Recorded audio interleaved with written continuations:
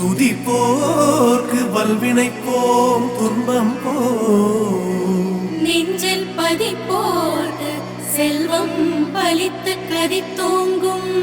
நிஷ்டையும் கைகூடும் நீ வளரருள் கந்த சஷ்டி கவசந்தனை அமரவிடத்தீரவமரம் புரிந்த குமரனடி நெஞ்சே குறி சக்தி வினோக்க சரவண பவனா சிஷ்ணர் குதவும் செங்கதிர் வேலும் பாத